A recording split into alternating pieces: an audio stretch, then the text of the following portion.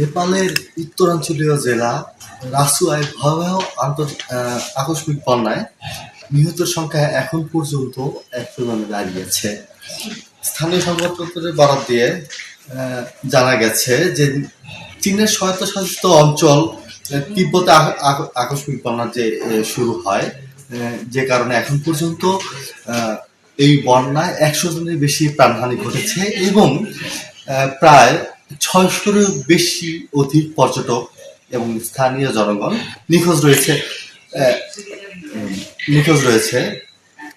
সুতরাং এখন পর্যন্ত স্থানীয় গণমাধ্যম, আন্তর্জাতিক গণমাধ্যম এবং নেপালের যেই প্রশাসন সূত্রে জানা গেছে ৫০০-রও বেশি অধিক পর্যটক এবং স্থানীয় জনগণ নিখোঁজ রয়েছেন এই ঘটনায় এবং ১০০ জনের বেশি নিহতের জানা গেছে। এবং এই যে নিহতের সংখ্যা এবং হচ্ছে নিখোঁজের সংখ্যা, এটা আরো বাড়তে পারে বলে জানা গেছে এখন পর্যন্ত। এবং এই ঘটনা এখন পর্যন্ত কোনো বাংলাদেশি আছে কিনা সেটা এখন পর্যন্ত জানা যায়নি, যে কারণে পোখরায় অবস্থানরত যে পর্যটকরা আছে সেটা খুবই দুশ্চিন্তার মধ্যে তারা দিন নিপাত করছেন। তাদের আনন্দ ভ্রমণ একটা সংখ্যায় রূপ নিয়েছে।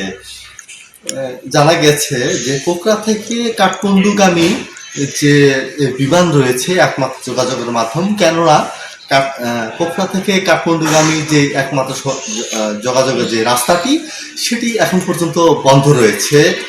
পাহাড় ধস এবং বন্যার কারণে একমাত্র যোগাযোগের যে ব্যবস্থার যে সড়কটি সেটি একমাত্র এখন পর্যন্ত বন্ধ রয়েছে, যে কারণে পোখরা থেকে কাঠমান্ডু যাওয়ার বা বাংলাদেশে পৌঁছানোর একমাত্র যে ব্যবস্থা সেটি হচ্ছে বিমান যোগাযোগ ব্যবস্থা।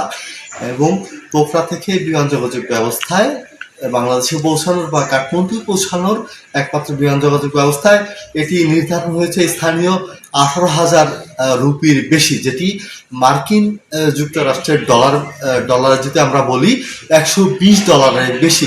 এই বিপুল অঙ্কের যে খরচের যে ব্যবস্থা, স্থানীয় যেই পর্যটকরা এখানে এসেছেন তারা এটি বহন করতে খুবই ঝামেলার মধ্যে রয়েছেন।